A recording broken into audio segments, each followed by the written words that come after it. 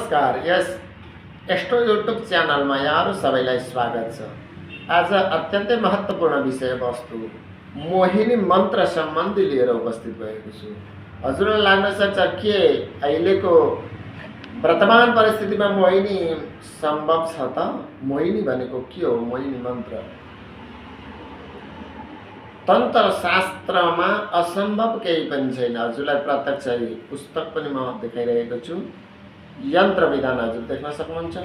त्यस्तै प्रत्यक्ष विषय सूची आएर हजुरले हेर्न सक्नुहुन्छ, मन्त्रहरू प्रयोग गर्न सक्नुहुन्छ, पढ्न सक्नुहुन्छ। परन्तु मोहिनी लगाउने कतिखेर, कसलाई, कुन परिस्थितिमा के मोहिनी लाग्छ त? हजुरलाई लागिरहेको छ भनेदेखि ऋषिमुनिहरूले रिसर्च गर्नुभएका तन्त्र शास्त्र अनुसार मोहिनी सम्भव छ। मोहिनी लगाउन सकिन्छ, मोहित गर्न सकिन्छ। प्राचीन कालमा ऋषिमुनिहरूले नै राज दरबारमा बसेर राजाहरूलाई मोहित बनाउनुहुन्थ्यो। एक राजा अर्को राजासँग युद्ध गर्न जाँदाखेरि सम्मोहन विद्याद्वारा नै अन्य सैनिकहरूलाई, राजाहरूलाई सम्मोहनद्वारा आफ्नो बसमा लगेर राज्यलाई पनि जित्नुहुन्थ्यो। प्राचीन कालमा यस्तो पद्धति थियो। अहिले वर्तमान परिस्थितिमा अलिकति हामी परिवर्तित भयौँ। भौतिक सुखको तर्फ हामी धेरै अगाडि बढेका छौँ, भौतिक विश्वासको साथमा हामीलाई।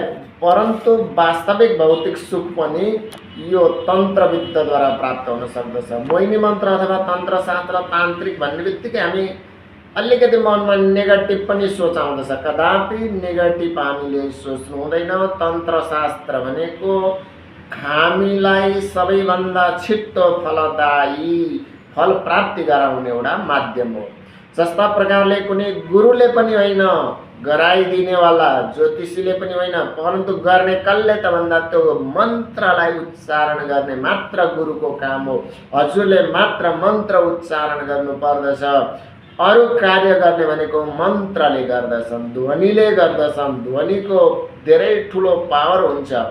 ध्वनिको पावर, बाणी जो मन्त्र शक्तिको पावर छ, ती मन्त्रद्वारा के गरिन्छ त? त्यो ध्वनिद्वारा देवी देवतालाई प्रसन्न पारिन्छ, जुन कि वैदिक मन्त्रद्वारा पनि पार्न सकिन्छ। परन्तु वैदिक मन्त्रद्वारा अलिकति विलम्ब हुन्छ। शुभ हुन्छ, राम्रो हुन्छ, विलम्ब हुन्छ। परन्तु कलियुगमा हामी आयु छोटो छ, चाँडै प्राप्त गर्नु छ। कसरी गर्ने त भन्दाखेरि तन्त्र विद्याद्वारा पनि हामी गर्न सकिन्छ।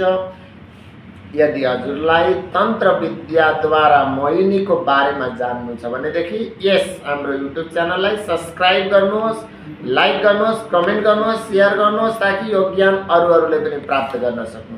परन्तु मोहिनी भन्ने बित्तिकै हामी युवा अवस्थामा छौँ, काँचो उमेरमा छौँ, कुनै आफ्नो गलत धारणाले चाहिँ कुनै स्त्रीप्रति, कन्याप्रति अथवा कन्याले पुरुषप्रति इत्यादि लगाउनको लागि यी मोहिनी मन्त्र बनाइएका कदापि होइन।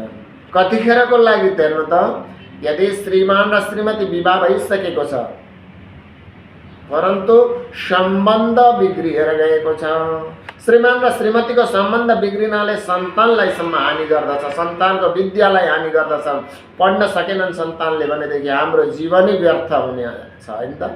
तसर्थ त्यस्तो घरमा, त्यस्तो परिस्थितिमा यदि श्रीमती कुमार्गमा लागिन् अथवा श्रीमान कुमार्गमा लागे भनेदेखि उनलाई आफ्नो बसमा, श्रीमतीले श्रीमानलाई, श्रीमानले श्रीमतीलाई बसमा गर्नको लागि यो प्रयोग अत्यन्तै महत्त्वपूर्ण प्रयोग रहेको छ। यसै गरी माता र पिता नु त कुनै माताले कति आफूलाई आश राखेर वृद्ध अवस्थामा सेवा गर्लान् पुत्रले भनेर पालन पोषण गर्दछन्। माताले यति मात्र ऋण हामीसँग हुँदैछ, परन्तु कुनै कारणवश माताप्रति पुत्रको प्रेम सम्बन्ध भएन भने त्यहाँ मोहिनी मन्त्रको प्रयोग, सम्मोहनको प्रयोग गर्न सकिन्छ। आउनुहोस्, यदि जान्न चाहनुहुन्छ भनेदेखि सम्मोहन मन्त्र भनेको के हो, सम्मोहन विद्या कसरी गर्ने, मोहिनी कसरी लगाउने इत्यादि जानकारी जान्न चाहनुहुन्छ भने कमेन्टमा लेख्नुहोस्। हजुरले कसको लागि जान्न चाहनुहुन्छ, कुन समस्या छ, इत्यादि हजुरले लेख्नुभयो भनेदेखि हजुरको कमेन्ट अनुसार समस्याको हामी समाधान गर्ने कोसिस गर्नेछौँ।